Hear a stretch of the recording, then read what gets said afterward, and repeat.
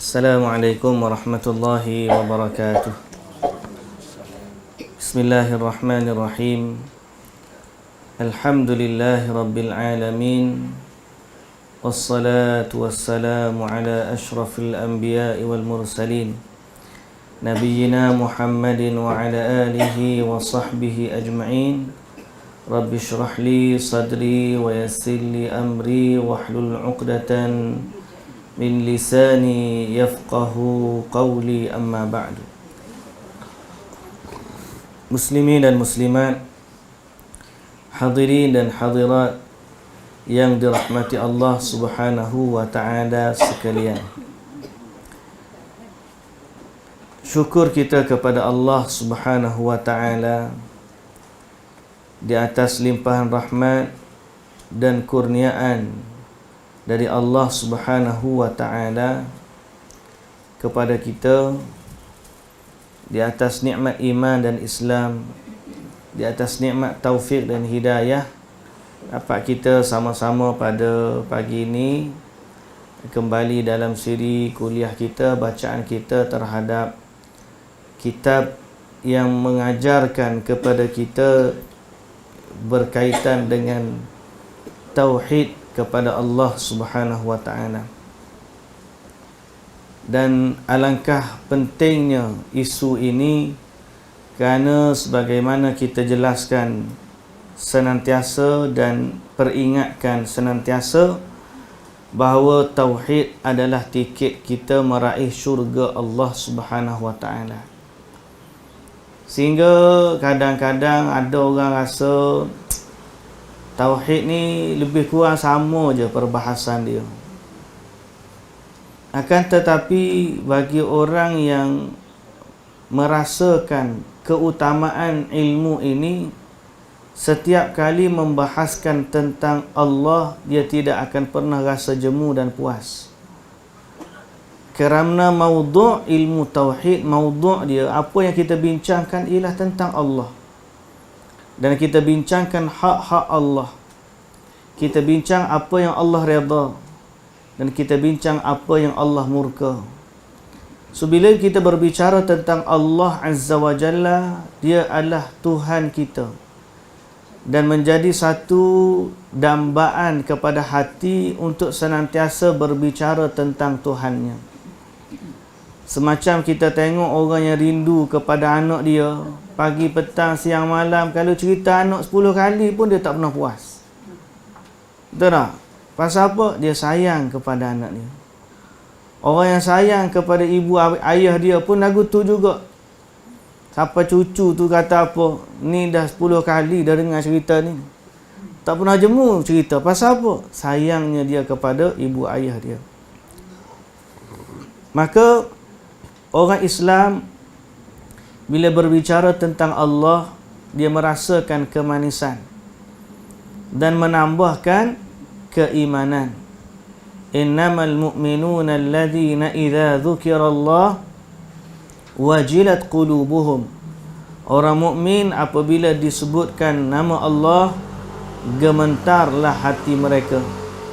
Dan apabila dibacakan ayat-ayat Allah, bertambahlah iman mereka.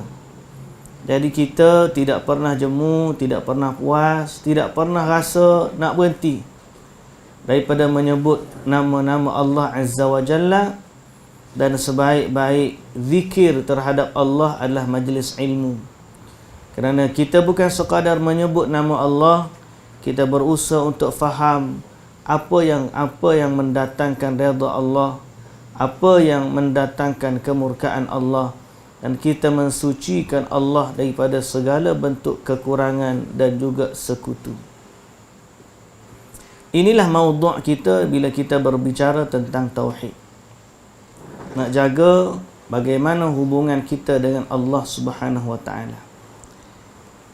Muslimin dan muslimat yang dirahmati Allah, dan tauhid ini senantiasa akan ada cabaran-cabaran dan juga ujian yang Allah Ta'ala akan hadirkan supaya manusia ni tetap teguh di atas iman dan akidah yang sahih. Sebagaimana pagi ni pun saya sebut, malam pun saya sebut, ada satu isu yang sedang berlegar walaupun dah lama isu ni, tapi dia diperhangatkan balik dengan adanya satu movie yang orang tersebut sebagai Mentega Terbang. Saya pun tak tengok lagi cerita tu, cuma saya dah baca review lah orang yang dah tengok tu cerita, supaya mula fikir-fikir apa dia Mentega Terbang. Mentega terbang, dia bergaduh kat dapur kau sampai mentega tu kena baling terbang. Rupa-rupanya mentega terbang tu maksud dia butterfly. Butterfly, kupu-kupu. Nama dia mentega terbang tu dia ambil butter, mentega, fly, terbang. Jadi ceritanya berkaitan dengan kupu-kupu. Bukan cerita mentega, cerita dia kupu-kupu. Bab cerita tu, bab tajuk satu, konten isi dia. Isi dia berkaitan dengan apa? Berkaitan dengan akidah, kepercayaan, rentas agama. Dia baru tunjuk seorang remaja Muslim salat di masjid, beramal dengan Islam, tapi mak dia sakit. Jadi mak dia ni sakit, kanser, dan mak dia ni doktor bagi tahu akan mati tak lama lagi. Jadi sebab sayangnya dia kepada mak dia, dia pun tertanya lepas mak dia mati ni dia pergi mana. So dia punya ni, dia belajar semua agama. Dia tanya agama Islam, dia tanya Kristian, dia tanya Hindu, dia tanya Buddha. Akhir sekali dia kata lebih baik dia percaya kepada reincarnation, reinkarnasi, kelahiran semula. Sebab dia kata dia sayang kepada mak dia, dia tak nak mak dia mati begitu saja. So dia nak percaya bahawa mak dia ni bila mati akan dilahirkan semula dalam bentuk makhluk yang lain. Which is ni adalah akidah dalam agama Hindu. Dia kelahiran semula, reinkarnasi. So mula-mula dia bagi tahu ke ayah dia marahlah kat dia. Tapi ayah dia kata kalaulah agama itu yang memberikan ketenangan kepada kamu, tak apalah, terpulanglah pada kamu. Nampak mesej dia. Kalaulah perkara tu memberi ketenangan kepada kamu, tak apa, kamu pilihlah agama tu. Ayah dia ni seolah-olah memberi kebebasan untuk dia beragama. Kemudian di akhir filem tu memang mak dia mati. Dan penutup dia pun tengok dekat batu nisan tu ada seekor kupu-kupu. Dia pun senyum kat kupu-kupu tu kerana dia rasa kupu-kupu itu adalah jelmaan kelahiran semula mak dia. Jadi cerita ni membahayakan akidah. Kerana apa? Kerana pertama dia bertentangan dengan akidah Islam, yang akidah Islam mengatakan bila orang dah mati, roh dia akan berada di alam barzakh. Dia tak kembali dah ke dunia. Dan dia akan diuji oleh Allah, duduk di dalam kubur, disoal oleh malaikat, dan diberikan sama ada nikmat kubur ataupun azab kubur. Walaupun mereka minta dengan Allah, minta dengan malaikat supaya dilahirkan semula ke dunia, maka mereka tidak akan dapat kembali lagi ke dunia kerana mereka akan dibangkitkan nanti di hari akhirat.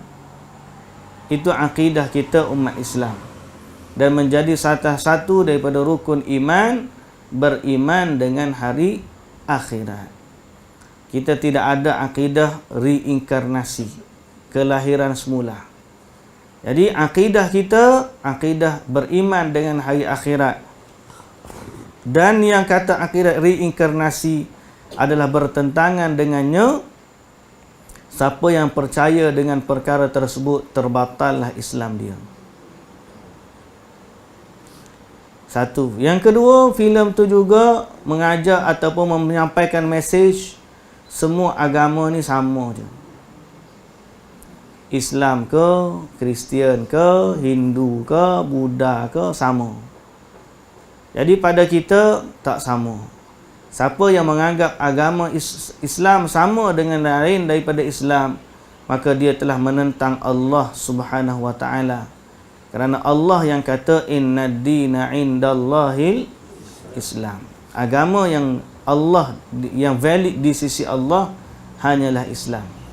Dan Allah juga kata wa man yabtaghi ghairal islami dinan falan yuqbala minhu wa huwa fil akhirati minal khasirin.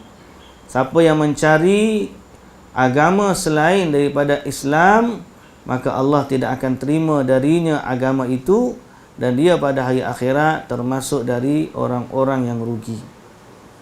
So, siapa yang beriktikad Islam sama dengan agama-agama lain, maka dia juga telah terkeluar daripada agama Islam.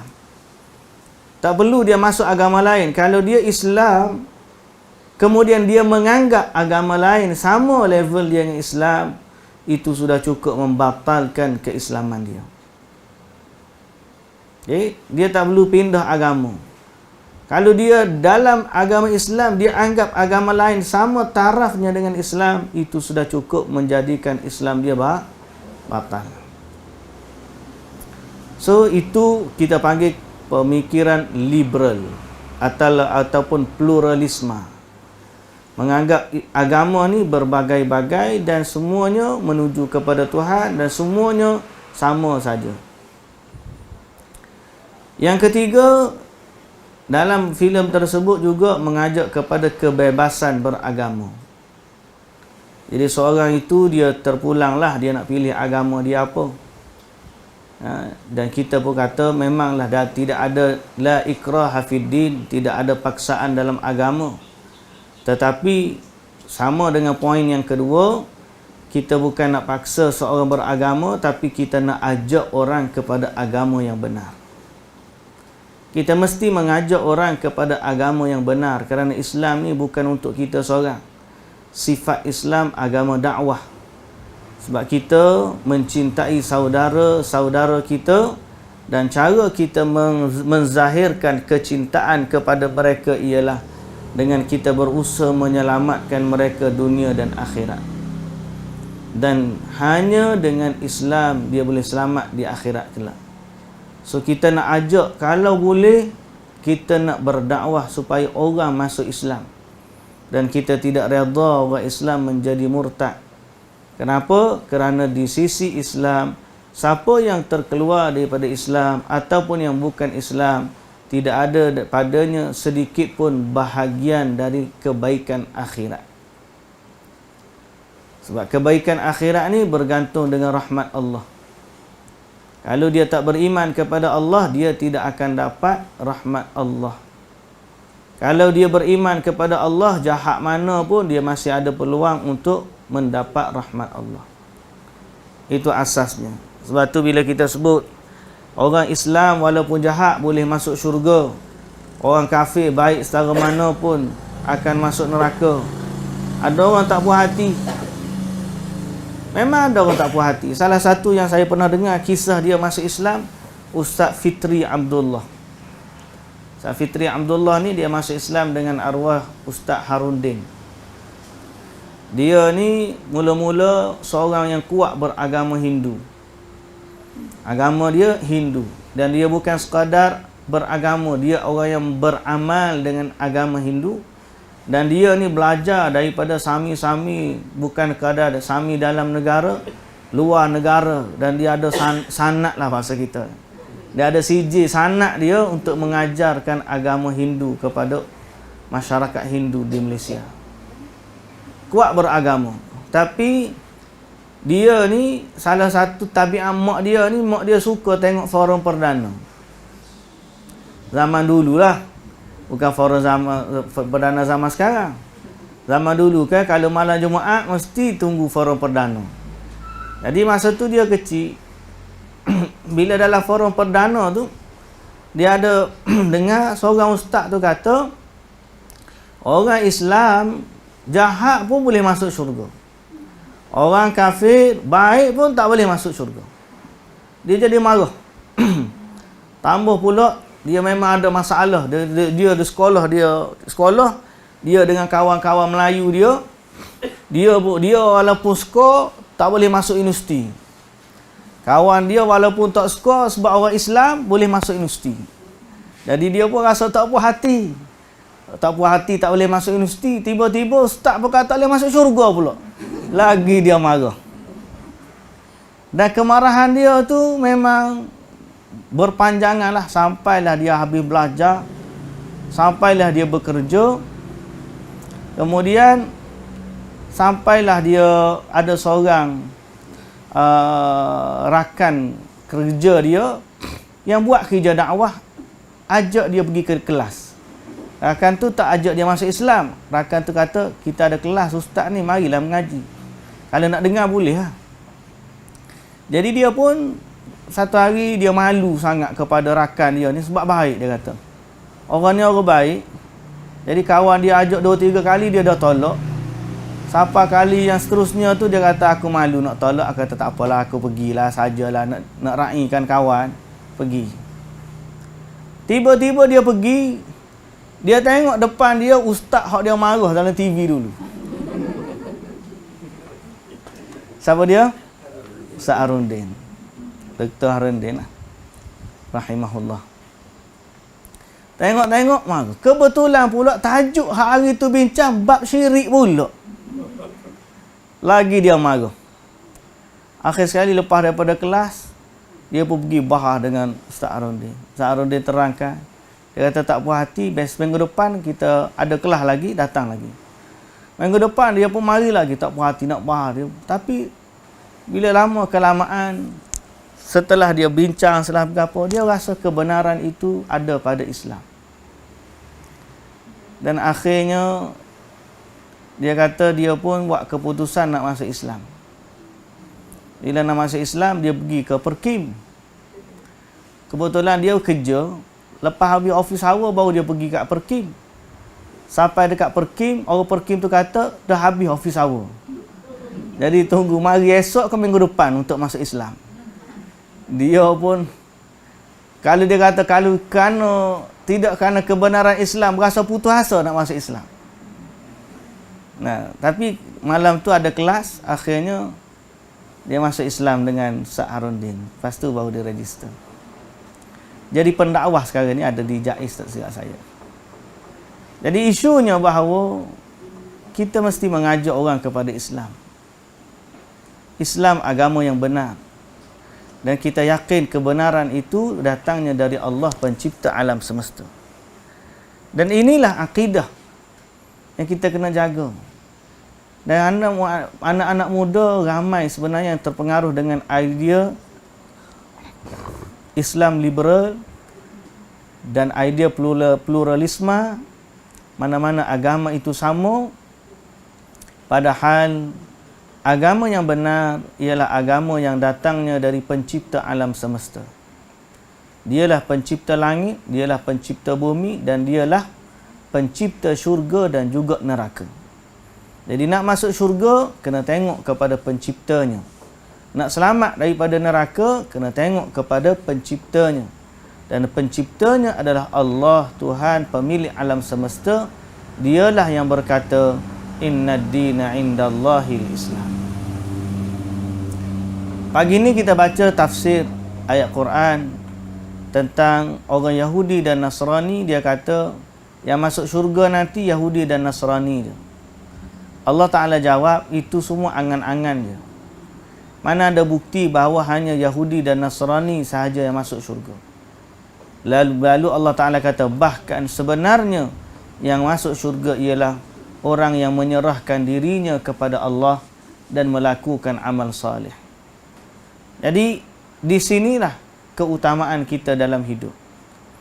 Kita nak tetap di atas agama Islam, kita nak meninggal di atas agama Islam. Jangan seorang tu dia bangga, dia ni lahir sebagai seorang Muslim. Sebab lahir sebagai seorang Muslim belum apa-apa lagi. Allah Ta'ala tak kira kita lahir sebagai apa. Tapi Allah Ta'ala akan kira kita mati tu bagaimana. Tidak menjadi satu keberuntungan bagi seorang yang lahir dalam keluarga Muslim tapi dia mati dalam keadaan bukan Islam. Sebaliknya, satu keberuntungan bila seorang itu walaupun dia lahir dalam keluarga non-Muslim tapi dia mati dalam keadaan Islam. Kerana Nabi SAW kata, innamal a'malu bil khawatim. Amalan ini dinilai dengan yang terakhir. Dan Allah Ta'ala juga pesan kepada kita, ya ayyuhalladzina amanu taqullaha haqqa tuqatih wa la tamutunna illa wa antum muslimun. Jangan mati melainkan dalam keadaan Islam. Sebab tu kalau orang tanya husnul khatimah tu maksud dia apa? Husnul khatimah tu maksud dia meninggal di atas syahadah la ilaha illallah. Walaupun dia mati dalam keadaan mengerikan. Tapi kalau dia mati dalam keadaan Islam, itulah husnul khatimah. Tak semestinya husnul khatimah tu mati dalam keadaan sujud waktu solat. Itu bonus, alhamdulillah.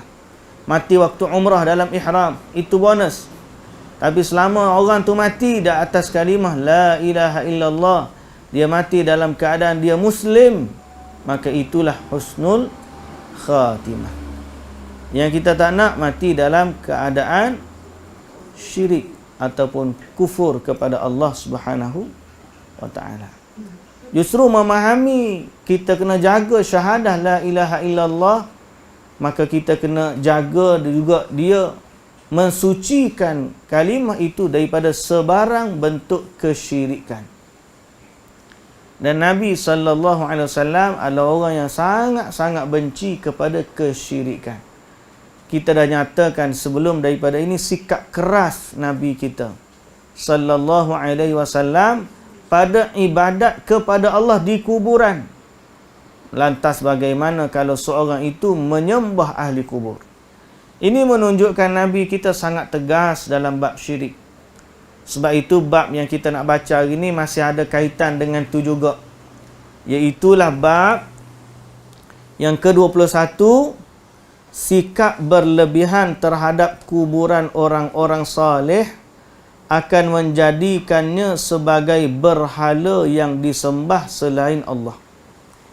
Ini bab dia. Sikap berlebih-lebihan terhadap kuburan orang-orang saleh akan menjadikannya sebagai berhala yang disembah selain Allah. Okay. Daripada kubur bertukar menjadi berhala. Bukan rupa, tapi apa yang manusia perbuat di sekelilingnya. Okay. Baru ni sebelum balik kita tanya, habis tu ustaz kita tak boleh ziarah kubur ke? Boleh. Kita nak baca apa kat kubur? Baca doa yang Nabi SAW ajar. Islam tidak melarang kita menziarahi kubur. Bahkan Nabi SAW suruh kita ziarah kubur. Cuma tujuan Nabi suruh kita ziarah kubur ialah mengingatkan hari akhirat. Ala fazuruha fa innaha tudzakiru lil akhirah, kata Nabi. Dulu memang aku larang ziarah kubur, tapi sekarang ziarahilah dia kerana dia mengingatkan hari akhirat. Tapi macam mana yang ziarah kubur tu bertukar daripada sunnah menjadi bukan sunnah? Kemudian kubur tu daripada kuburan berubah menjadi berhala kerana sikap manusia yang menziarahinya. Kalau ziarah ikut sunnah, akan jadilah ziarah kubur itu sunnah. Kalau ziarah tu bukan sunnah, ikut perbuatan sunnah, bukan ikut perbuatan sunnah, malah dia buat apa yang orang kafir buat pada berhala, maka jadilah ziarah kubur itu seperti penyembahan berhala. Kubur tak ada masalah. Orang dalam kubur pun tak ada masalah. Yang bermasalah ialah orang yang ziarah tak mengikut sunnah. Kalau yang ziarah kubur ikut sunnah, alhamdulillah dapat pahala. Tapi kalau ziarah kubur tidak ikut sunnah, malah berdoa kepada si ahli kubur, bermohon kepadanya seperti mana orang-orang kafir bermohon kepada berhala, maka jadilah kuburan itu seperti berhala. Dan inilah yang maksud tajuk ni. Sikap berlebihan terhadap kuburan orang-orang saleh akan menjadikan kuburan itu sebagai berhala yang disembah selain Allah. Faham? Sikap tu, sikap. Ziarah kubur tak ada masalah, sikap tu. So kalau orang kata, oh ni ustaz ni tak bagi ziarah kubur, salah, kita bukan tak bagi. Islam bagi, jadi kita pun kata ziarahilah kubur. Tapi ziarahilah mengikut sunnah. Banyak kadang-kadang kita berubah. Sampai situ, tak cukup. Berasa tak cukup dengan doa Allahumma ighfir lahum warhamhum wa'afihim. Nak kena tabur bunga baru puas hati. Nak kena siram air mawar baru puas hati. Nak kena buat apa lagi, ritual-ritual baru puas hati. Sedangkan Nabi SAW buka selipar, pergi tidak duduk di kubur, hanya bagi salam dan berdoa kepada Allah agar Allah mengampuni ahli kubur itu. Itu sunnah. So selama kita ikut sunnah, jadilah perbuatan ziarah kubur tu sunnah. Tapi kalau berpaling daripada sunnah dan melakukan apa yang orang kafir buat pada berhala, kuburan itu akan berubah menjadi seperti berhala yang disembah. Walaupun tak ada rupa. Dan syaitan ni dia advance. Dulu dia berhala ni ada rupa, ada kaki, ada tangan. Ada kepala gajah tubuh orang. Ada kepala orang tubuh kuda. Ada tangan dia 8. Ada hak perut buncit, kepala botak. Ada hak macam-macam lah. Macam-macam bentuk berhala. Tapi dia tahu, orang bila tengok berhala akan rasa benda ni berhala. Apa yang dia buat? Dia hasut manusia memuja kuburan. Jadi tak nampak rupa berhala, tapi perbuatan yang mereka buat di kuburan persis seperti perbuatan orang sembah berhala. Yang ni, bab ni lah yang pengarang kita tegaskan kepada kita agar tidak berlebihan terhadap kuburan orang saleh. Dia mendatangkan hadis yang pertama dari Imam Malik radhiyallahu rahimahullah, meriwayatkan dalam Muwatta bahawa Rasulullah sallallahu alaihi wasallam bersabda, Allahumma la taj'al qabri wathanan yu'bad. Ishtadda ghadabullahi ala qaumin ittakhadhu qubura anbiya'ihim masajid. Nabi sallallahu alaihi wasallam bersabda, ya Allah, ini Nabi berdoa lah, ya Allah, janganlah engkau jadikan kuburanku sebagai berhala yang disembah. Nabi punyalah sikap dia tak nak orang jadikan kuburan sebagai berhala. Dulu lagi Nabi minta kepada Allah, janganlah jadikan kubur dia berhala yang disembah. Baru ni kita bincang kubur Nabi dibina dalam masjid. Kan? Dan jawapan-jawapan kepada syubhah dan tuduhan orang bahawa kubur Nabi pun dijadikan masjid. Jawapan dia, masjid jadi dulu baru kubur ada. Bukan kubur dulu masjid baru ada. Kerana kita dah nyatakan bentuk-bentuk jawapan terhadap syubhat tersebut. Dalam hadis hari ini kita baca, Nabi bukan sekadar tak nak jadikan kubur dia sebagai masjid, dia juga minta kepada Allah jangan jadikan kuburnya berhala yang disembah. Jadi ada dua. Pertama, kuburan sebagai masjid, minta kepada Allah tapi dikubur. Yang kedua, kuburan sebagai berhala, minta kepada kubur agar dia pergi kepada Allah. Boleh faham? Jadi yang pertama, dia masih menyembah, minta kepada Allah, tapi Nabi telah melarang untuk mereka melakukannya di kuburan. Yang kedua, Nabi memang larang kuburnya dijadikan berhala. Apa maksud kubur dijadikan berhala? Macam tadi lah. Disembah, didoakan, dipohon hajat padanya, diminta nombor ekor. Alah, nombor ekor pergi kubur minta. Diminta jodoh padanya, diminta rezeki padanya, diminta kekayaan padanya, diminta kesembuhan padanya. Maka ini seperti menjadikan kubur berhala yang disembah. So Nabi SAW doa kepada Allah, ya Allah, janganlah jadikan kuburku sebagai berhala yang disembah.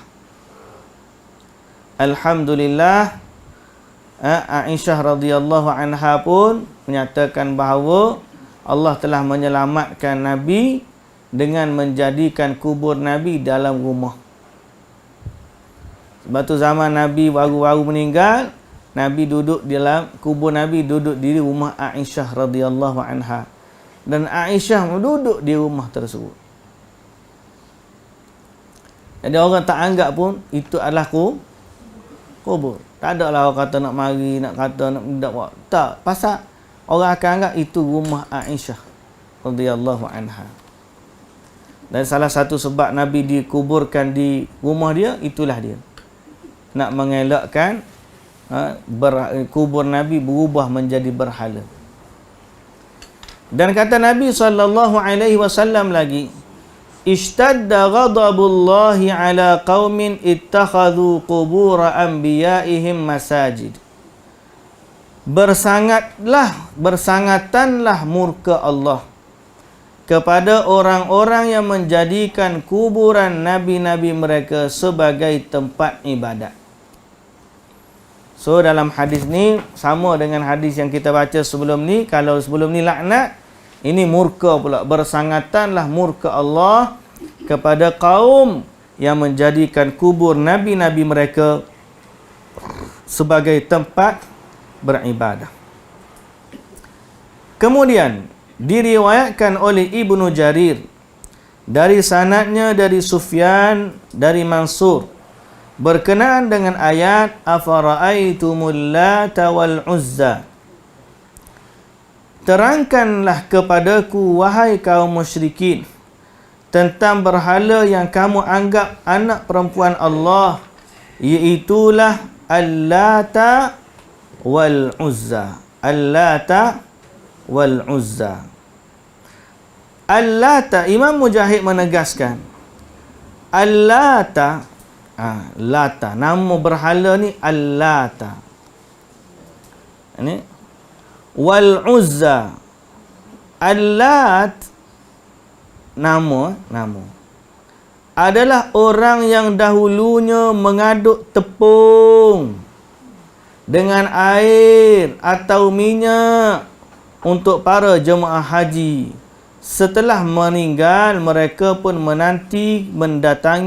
mereka senantiasa mendatangi kuburannya. Faham tak? Apa hubung kait dengan bab ni? Nak cerita asal usul berhala namanya Lata.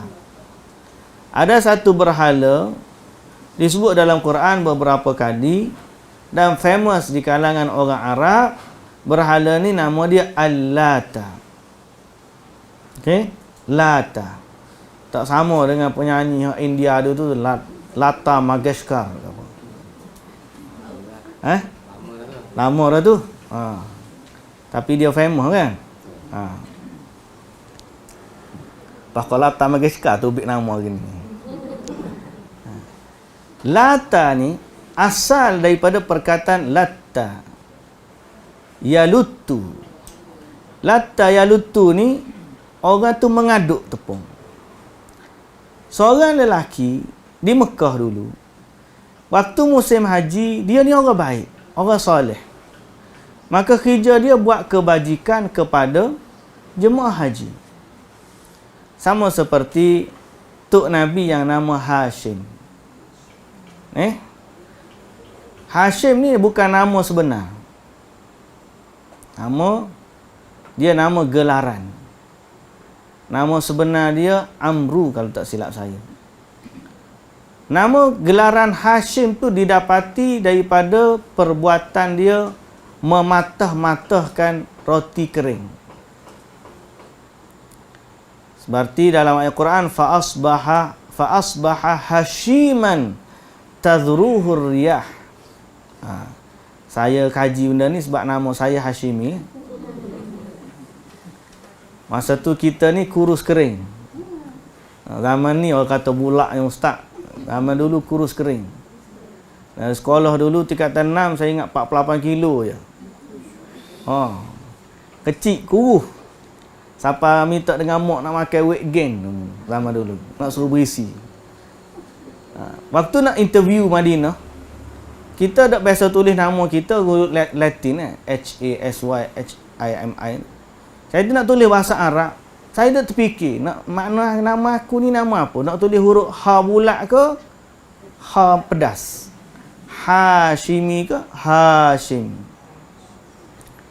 Saya pun buka kamus. Hashim huruf ha pedas. Hashama. Nama dia sopan santun. Kalau ha bulat, Hashim, nama dia kurus, patah, kering, patah-patah.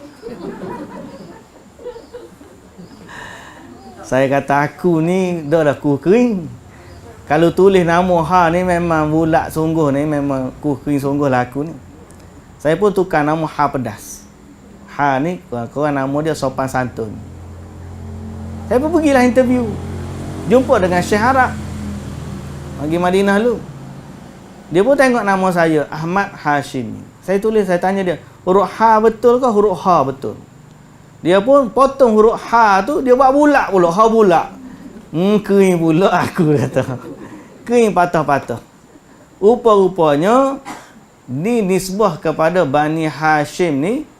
Hashim tu adalah gelaran Datuk Nabi. Yang kerja dia ni mematahkan roti kering untuk jemaah haji di Mekah. Kerana kedermawanan dia, kebaikan dia kepada jemaah haji, orang tak ingat nama dia. Orang ingat dia pematah roti kering. Itulah dia Hashim. Maksud Hashim tu pematah roti kering. Boleh faham? Salah satu daripada yang ada juga ialah pengaduk gandum yang dia panggil lata, yang dia panggil al-lata. Lata ni kerja dia kalau tadi patah roti, hak ni dia go mengaduk antara gandum. Dia panggil as-sawiq. As-sawiq ni tepung ataupun yang dah jadi macam apa, gandum yang sudah dimasak atau dibakar, diadukkan dengan apa tu air dan juga minyak sehingga jadi sejenis makanan, nama dia as-sawiq. Kemudian sawiq ni dia bagi pula kepada jemaah haji. Jadi lekat gelaran al-lata, tukang aduk tepung. Itu asas cerita dia. Bila dia mati, orang pun buat patung untuk dia sebagai mengenang dia ni orang baik kepada jemaah haji di musim haji. Dan lama kelamaan sikap berlebihan mereka memuja pengaduk tepung ini jadilah al-lata, berhala yang disembah. Boleh faham? Nampak tak dia punya sekuen dia? Dia punya apa tu? Macam mana bermulanya penyembahan berhala. Jadi sebab itu penulis ni mendatangkan dalam bab sikap berlebihan terhadap kuburan orang saleh akan menjadikannya sebagai berhala yang disembah, sepertilah apa yang telah berlaku kepada berhala yang namanya al-lata. Dulu orang saleh ni, sebelum ni pun orang saleh juga kita bincang tentang kaum Nabi Nuh. Ada apa tu? Ya'uq. Yaghuth, Nasra tu. 5 orang tu. Apa tu? Allah la tadharunna waddan wala suwa'an wala yaghutha wa ya'uq wa nasra. 5. Waddan, suwa'an, yaghuth, ya'uq wa nasra. 5 tu adalah asalnya orang soleh di kalangan kaum Nabi Nuh. Mati, dibuat patung, akhirnya jadi berhala. Allata, orang soleh, mati, dibuat patung, jadi berhala. Jadi zaman lah ni mati tak ada patung, tapi sifat berhala tu masih ada. Dengan apa? Dengan sikap berlebihan para pemuja kubur. Zaman lah ni para pemuja ni tak sembah patung dah. Dia puja direct sembah kubur. Jadi dia pergi kepada kubur, fulan bin fulan tolong kami, fulan bin fulan bantu kami, fulan bin fulan rezekikan kepada kami, fulan bin fulan kurniakan zuriat kepada kami, fulan bin fulan tunjukkan kepada kami nombor ekor, fulan bin fulan tunjukkanlah kepada kami skrip jawapan yang benar, fulan bin fulan, macam-macam. Bahkan ada orang cerita satu di Timur Tengah, ada orang pergi ke kubur orang soleh sebelum daripada periksa, minta dengan orang soleh yang dah mati tu bantu dia menjawab periksa. Ada. Dia pergi ke kubur, belum daripada periksa, doa-doa di kubur, minta orang ahli kubur tu bantu dia jawab periksa. Pasal di situ banyak kubur orang-orang alim. Jadi dia minta dengan orang tu bantu dia jawab periksa. Semua ini adalah perbuatan minta kepada selain dari Allah dan hukumnya adalah syirik. Jadi sebab tu sikap berlebihan macam ni yang kita tak nak. Bukan tak nak bagi ziarah kubur, ziarahilah kubur. Tapi ikutlah amalan sunnah. Jangan ziarahi kubur dengan melakukan ritual-ritual yang tidak disunnahkan. Okey? Dan kebanyakan berhala bermula dari kubur. Kalau pokok dia tak berubah nama orang, pokok-pokok. Tapi biasanya berhala yang ada rupa, ada berapa ni bermula daripada kuburan. Baik, muslimin dan muslimat yang dirahmati Allah. Demikian pula tafsir Ibnu Abbas sebagaimana yang dituturkan oleh Abul Jauza'. Dia itu pada mulanya adalah orang yang mengaduk tepung untuk para jemaah haji. Siapa tadi?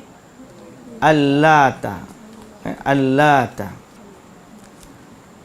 Kemudian diriwayatkan dari Ibnu Abbas radhiyallahu anhuma, dia berkata, la'ana Rasulullah sallallahu alaihi wasallam zairatil qubur wal muttakhidhina 'alaiha al masajida was suruj.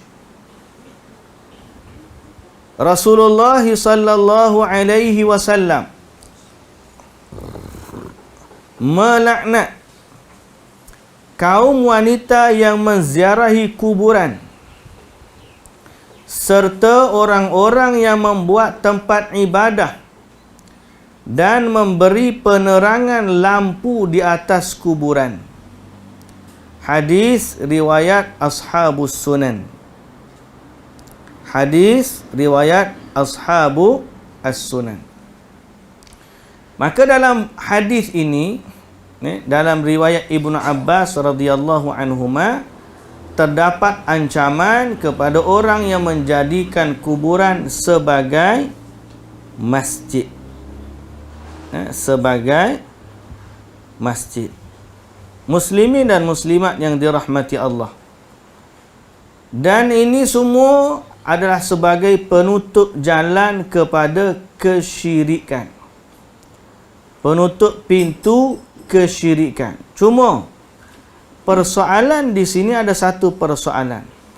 Di dalam hadis ini terdapat satu ayat yang menunjukkan bahawa larangan menziarahi kubur bagi para wanita, kan?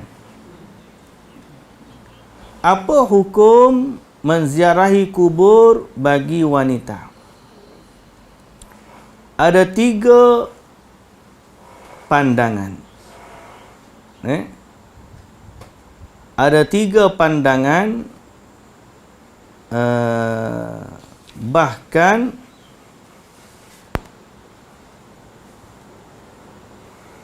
ada yang pendapat yang keempat. Pandangan pertama seperti mana yang disebut dalam hadis ini, iaitu larangan pada para wanita untuk menziarahi kubur seperti mana di dalam hadis. Pandangan yang kedua, larangan juga tapi bersifat makruh. Bukan larangan haram, tidak termasuk dalam dosa besar, tapi larangan bersifat makruh. Okey. Kerana pandangan pertama merujuk kepada lafaz laknat. La'ana Rasulullah sallallahu alaihi wasallam kepada wanita menziarahi kubur. Pandangan yang kedua, larangan itu bersifat makruh kerana ada hadis riwayat dari Ummu Atiyah, nuhina an anittiba'il janaiz walam ya'zam alaina. Kami dilarang mengikuti jenazah tapi tidak dikeraskan larangan itu. Jadi pandangan yang kedua makruh. Pandangan yang ketiga, boleh untuk wanita menziarahi kubur kerana terdapat hadis yang lain yang menunjukkan Nabi sallallahu alaihi wasallam melalui satu kuburan dan mendapati seorang wanita sedang menangis di kubur. Lalu Nabi berkata kepada wanita tersebut, bertakwalah kepada Allah dan sabarlah. Pernah dengar tak hadis ni? Kemudian wanita ni pula marah kepada Nabi. Nabi, dia tak perasan, dia tengah menangis, dia dengar orang kata sabarlah. Dia berkata, ilaika anni. Jauhlah kamu dariku. Pergi kamu, jangan ganggu aku. Wanita ni cakap sebab dia tengah sedih. Fa innaka lam tusab bimithli musibati. Kamu bolehlah cakap macam tu sebab kamu tidak ditimpa musibah seperti mana musibah aku, kata wanita tersebut. Kemudian fansarafa Rasulullah sallallahu alaihi wasallam. Nabi pun pergi.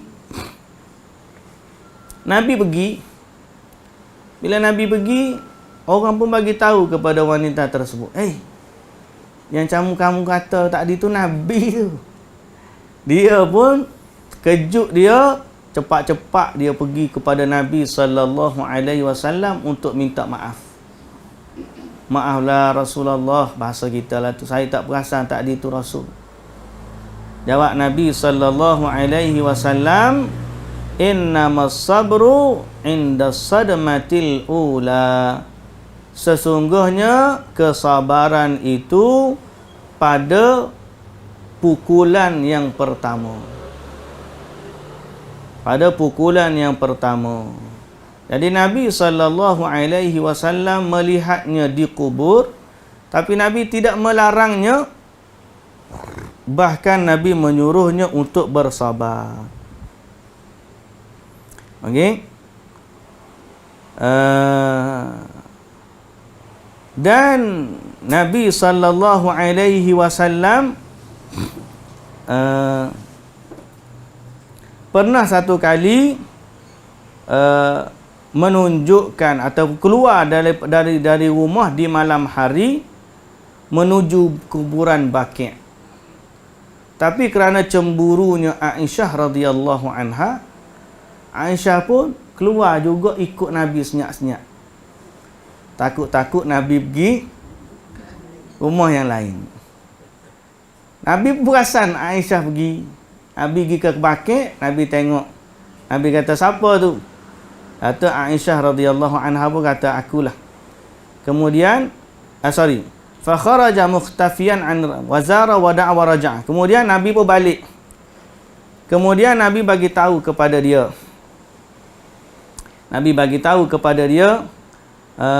Nabi tadi pergi ziarah kubur. Kemudian Aisyah tanya, kalau aku ziarah kubur, apa yang aku nak baca? Lalu Nabi SAW mengajarkan kepada Aisyah doa ziarah kubur. Ini menunjukkan bahawa dibenarkan untuk wanita menziarahi kubur. Sebab Nabi ajar kepada Aisyah radhiyallahu anha.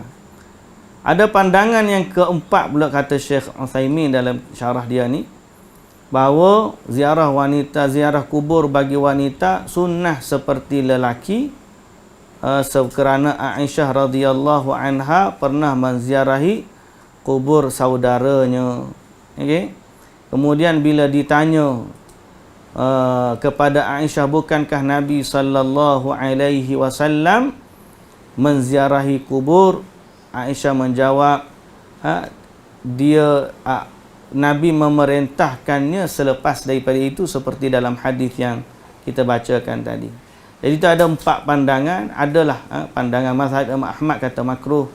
Syekh Ibnu Utsaimin memilih pandangan mengikut hadis yang sarih zahir. Pandangan yang pertama, kita katakan kalau dia menimbulkan fitnah seperti meratap, seperti melakukan perbuatan jahiliyah, maka wanita diharamkan untuk pergi menziarahi kubur.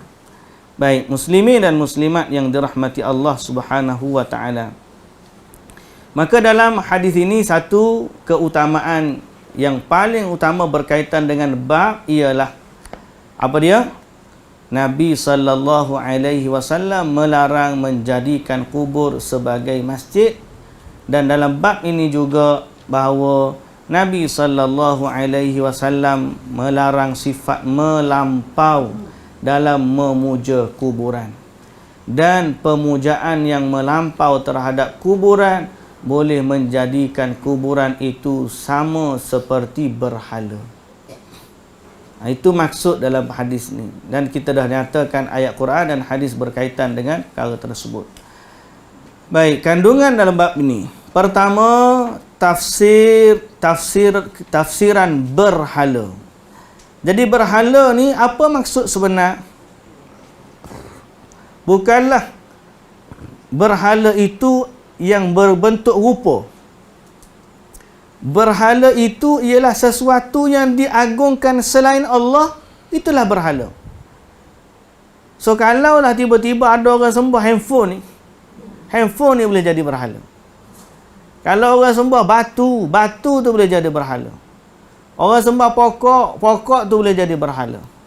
Bukanlah berhala tu mesti ada rupa. Okay? Tapi semua perkara yang disembah selain dari Allah, maka itu adalah berhala. So kalau tak ada rupa tiba-tiba disembah, kita tetap kata berhala. Kalau dia tulis batu nisan, dia ambil batu nisan letak dekat rumah, letak kalung bunga, kita tetap kata itu berhala. Dia ambil gambar, letak rumah, letak kalung bunga, kita kata itu berhala. Sebab berhala ni bukan dalam bentuk patung sahaja. Berhala ni adalah semua perkara yang disembah selain daripada Allah dipanggil awthan dalam bahasa Arab. Seperti kuburan, batu, pohon dan sejenisnya. Yang kedua, tafsir tentang ibadah.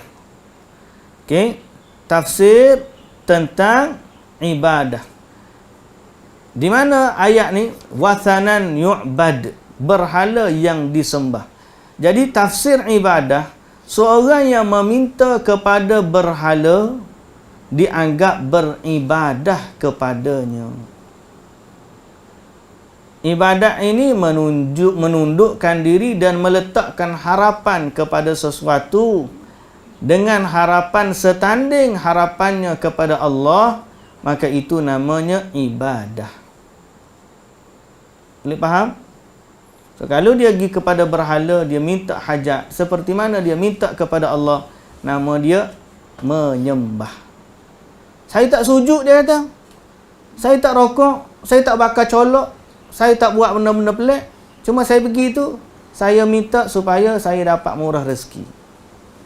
So, maka itu namanya menyembah.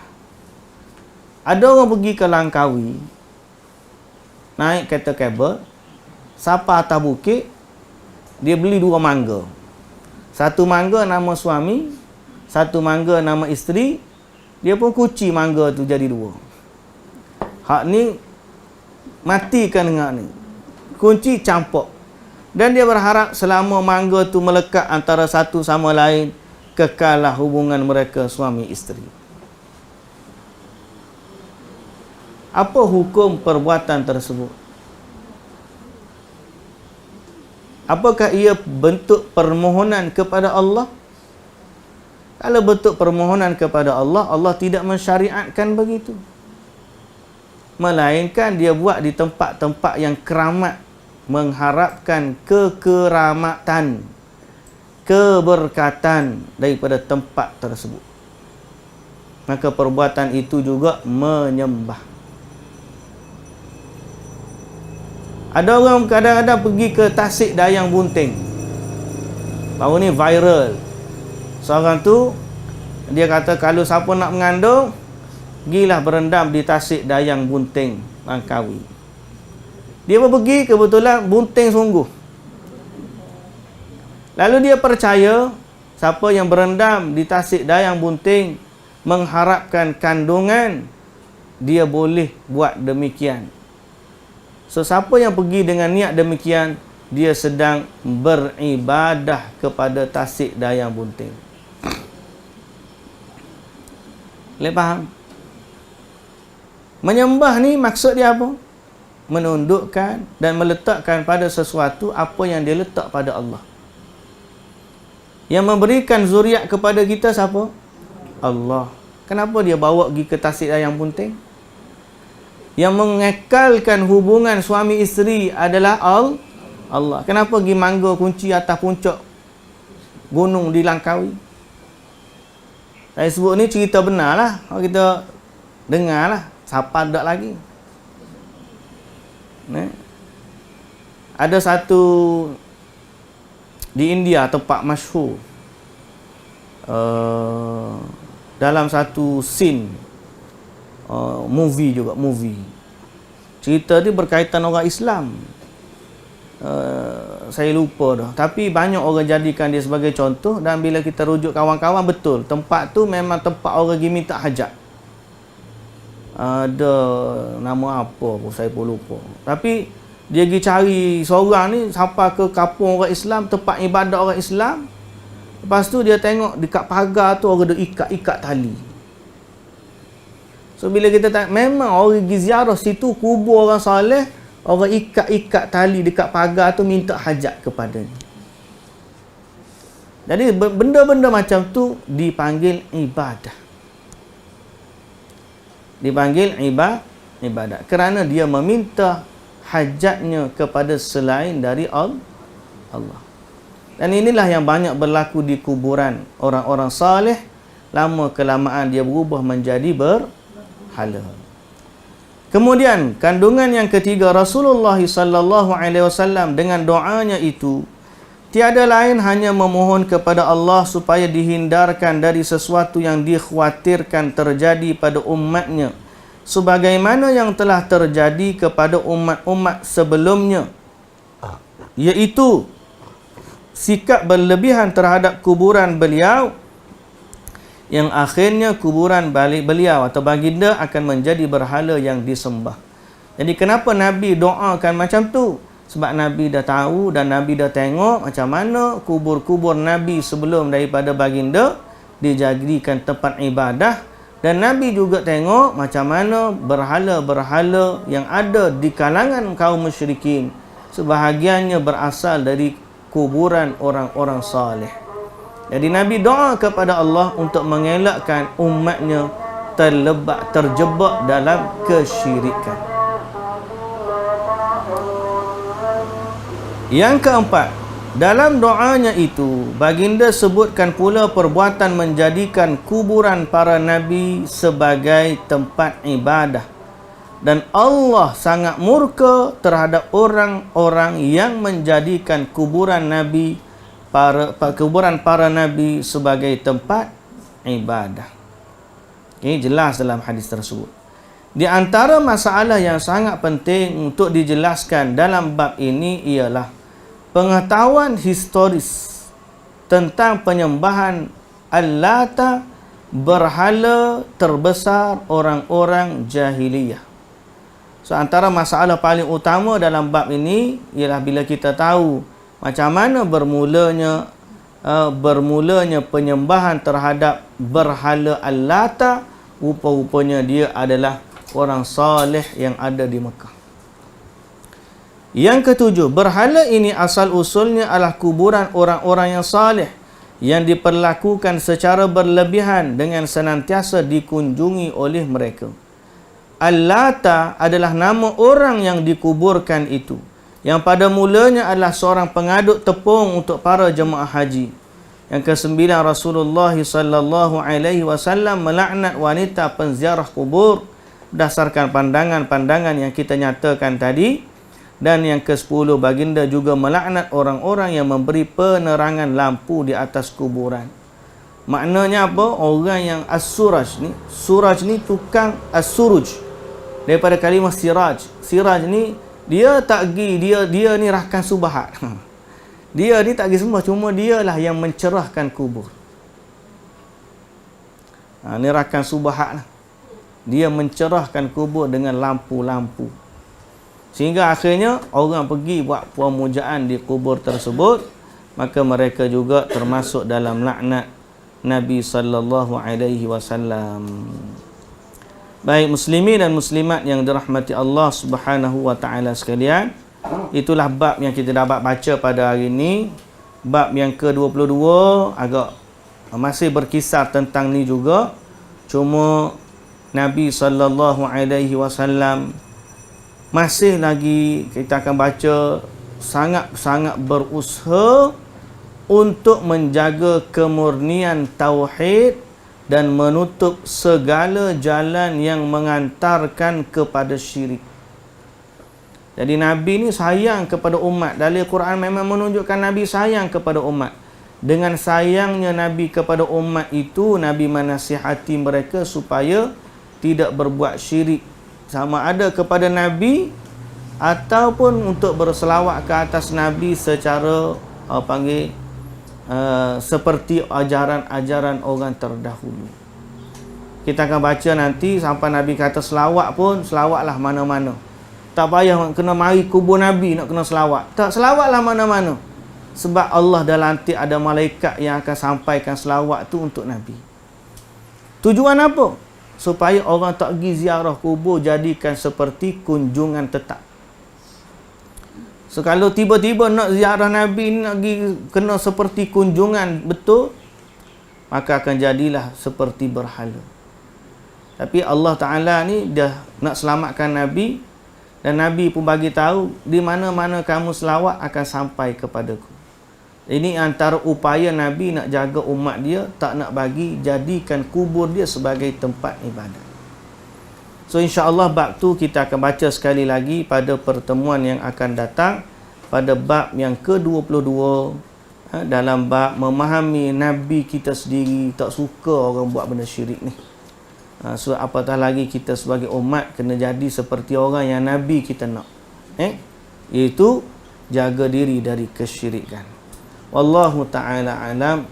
Subhanakallahumma wa bihamdika asyhadu an la ilaha illa anta astaghfiruka wa atubu ilaik. Aqulu qawli hadza wa astaghfirullahal azim li wa lakum. Wassalamu alaikum warahmatullahi wabarakatuh. Ya. Muslim yang liberal ni masih lagi Muslim atau tidak? Saya dah kata tadi, Siapa yang menganggap mana-mana agama sama tarafnya dengan agama Islam, walaupun dia mengaku Islam tapi Islamnya terbatal.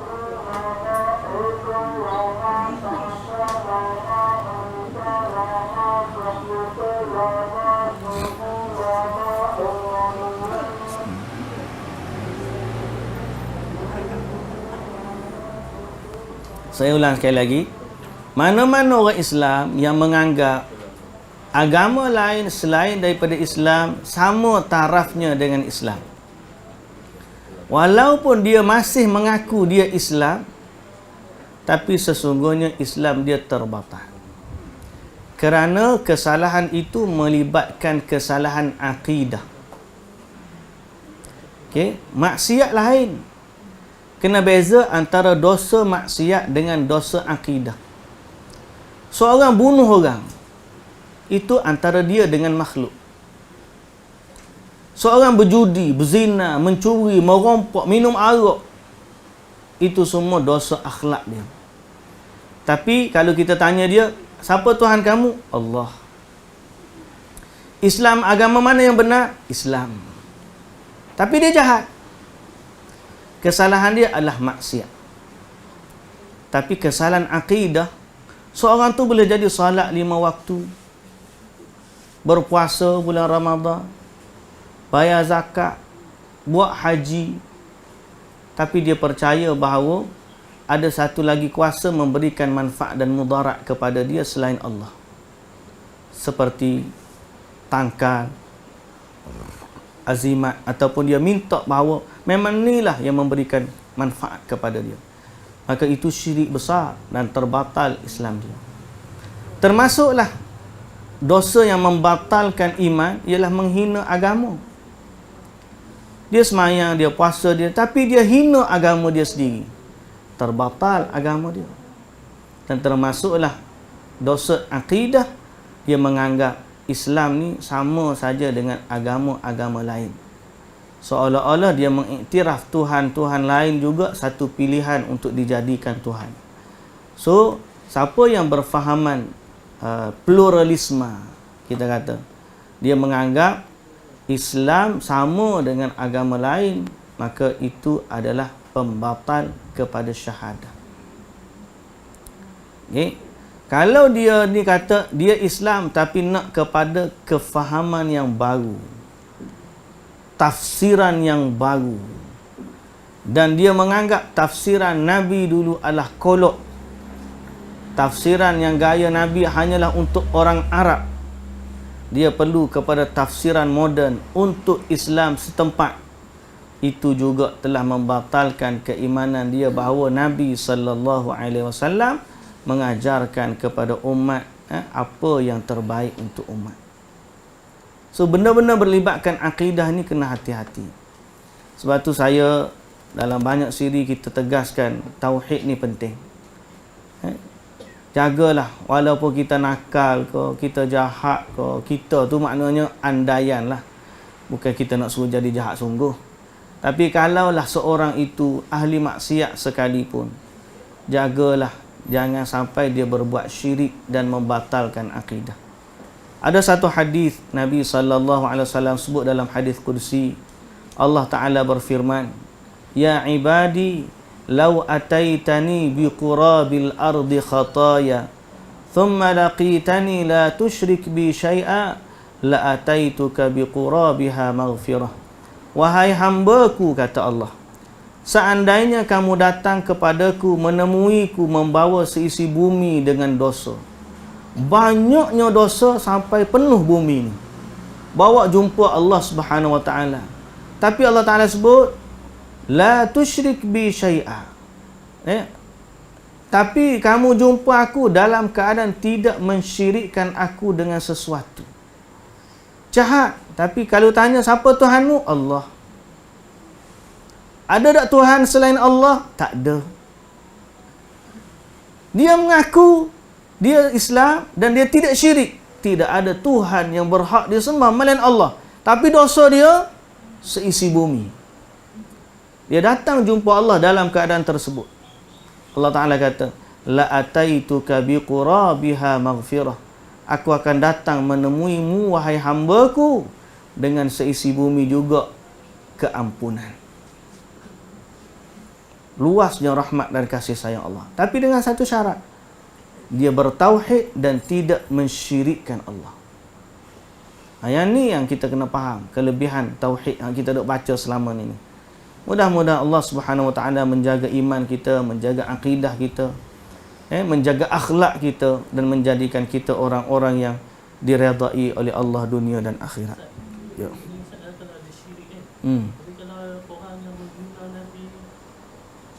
Orang yang menghina Nabi, dia tak panggil syirik, dia panggil membatalkan syahadah. Pembatal syahadah.